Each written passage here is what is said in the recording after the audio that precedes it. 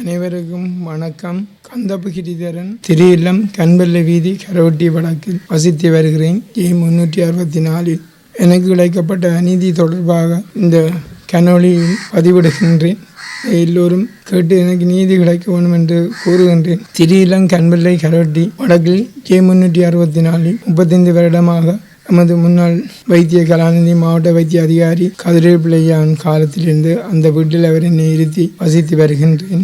அவர் இயலாமை நோய்வாய்ப்பட்டிருந்த காலத்தில் 2009 அவர்களுடைய பிள்ளைகளை வெளிநாட்டுக்கு அனுப்பி வைத்துள்ளேன். அதுக்கு பிறகு நான் அங்கேதான் இருந்தேன். சமீபத்தில் 2023 ஆண்டு எனது தாயாரை யாழ்ப்பாணம் ஏற்றி கொண்டு சென்ற தருவாயில் பிபிடி எக்ஸ்பிரஸ் பலூன் பஸ்ஸுடன் மோதி எனது வலது காலை இழந்து ஒற்றை காலுடன் எனது வாழ்க்கையை நடத்தி வருகிறேன். நான் இருந்த வீட்டில் என்னை நெல்லியடி போலீஸ் பொறுப்பு அதிகாரி நான் வைத்தியசாலையில் கடமையில் இருந்தபோது தொலைபேசியில் என்னை அழைத்து தொலைபேசி இலக்கம் 071 85 91 326 நம்பர் இதண்டு வீட்டிற்கு வருமாறு கூறினார்கள். நான் ஆட்டோவில் வந்து இறங்கிய போது அவர்கள் என்னை கதவையும் திறந்து வீட்டையும் திறந்து கொண்டு போட்டு அவர்களுடன் சம்பத் என்ற போலீஸும் ஜெகா என்ற போலீஸும் ஆட்டோவில் தான் வந்தவர்கள் என்னை கதிரையில் தள்ளி வீடு விற்பனையாகிவிட்டது, நீ இந்த வீட்டில் இருக்கக்கூடாது, உடனடியாக வீட்டை விட்டு வெளியேறுமாறு சொன்னார்கள்.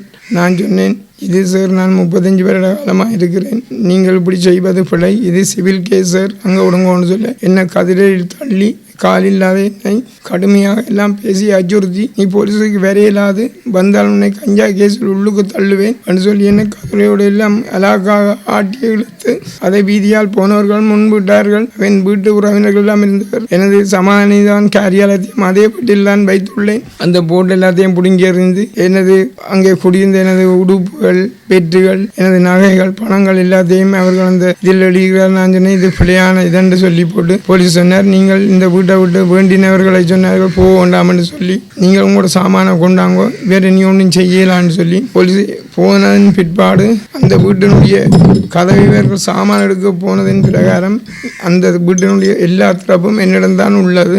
நான் எனது நண்பனிடம் தொலைபேசி அழைப்பில் சொல்லிவிட்டு ஓடி வந்து மோட்டர் பைக்கில் ஏறி எஸ்பி பருத்துத்துறையில் இருக்கிறார் அவருடைய காரியாலயத்துக்கு சென்று அங்கே முறைப்பாடு செய்துள்ளேன். அப்போது அவர்கள், இப்போது இரவாகிவிட்டது, நீங்கள் விடிய காலமையில் இங்கே வாருங்கள், 9 மணியிலிருந்து 5 மணி மட்டும்தான் காரியாலய நேரம் என்று சொன்னார்கள். நான் திரும்பி வந்து அந்த வீட்டில் உள்ள ஏண்டா வந்த என்னை எல்லாம் அச்சுறுத்தி அவர்கள் எல்லாம் பேசிவிட்டு காலில்லாத என்னை தலையிலும் காலிலும் அவர்கள் தாக்கினார்கள். தாக்கிவிட்டு என்னை வெட்டினார்கள்.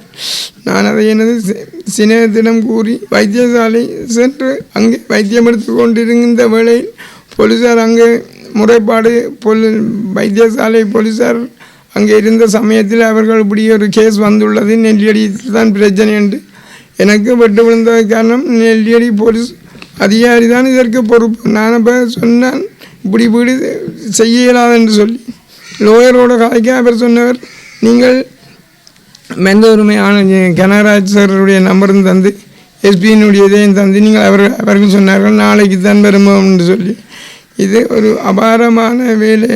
அங்கவீனமுற்ற எனக்கு இப்படி நடந்ததை நினைச்சு நான் வேதனை அடைகிறேன். அவர்கள் இதை என்ன தான் வெட்டு போலீஸில் வந்து தண்டு என்னுடைய வீட்டில் அப்பாவுக்கு 85 வயசு, அம்மாவுக்கு 79 வயசு.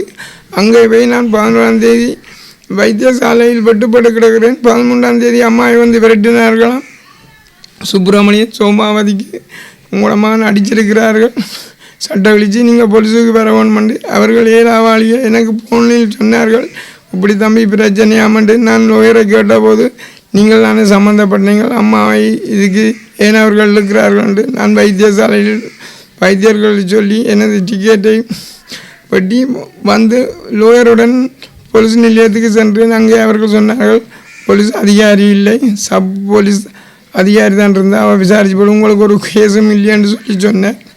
உண்மையாக நான் உங்களை மன்றாடி இந்த நியூஸ் வாயிலாக கேட்குறேன்.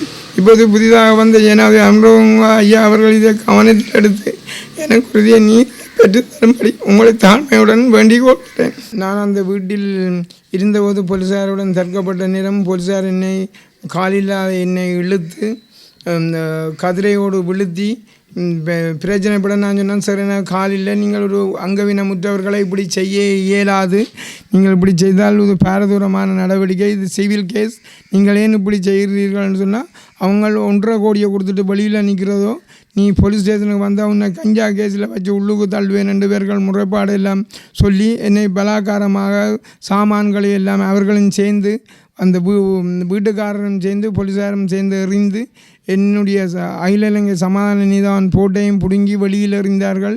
அதே நேரம் என்னுடைய ஃபோனில் அவர் போலீஸார் செய்ததை நான் ஃபோட்டோ எடுக்க அவர் என்னை பறித்து அதையும் டிலீட் பண்ணியுள்ளார்.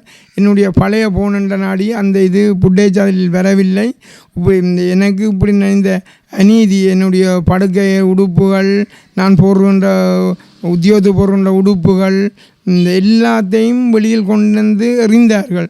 இது ஒரு அங்கவீனமான ஆட்களுக்கு செய்யக்கூடிய செயல் அல்ல. நான் இது முறைப்பாடு செய்தேன், அந்த வீட்டுக்காரருக்கு சொன்னேன், இது நான் அப்படின்னா நீங்கள் எவ்வளோ கொடுக்க போகிறீங்க வேண்டுறேன்னு எனக்கு தெரியாமல் அவர்கள் வித்துள்ளார்கள். இதன் சம்பந்தமாக போலீஸாரினால்தான் நான் எஸ்பி ஐயாவோட முறைப்பாடு செய்ய போய் இரவு போல் வர இந்த வெட்டு விழுந்தது. எனக்கு இந்த போலீஸாருடன் உடந்தையுடன் தான் இது நடந்தது என்பதை நான் ஊர்ஜிதமாக சொல்கின்றேன்.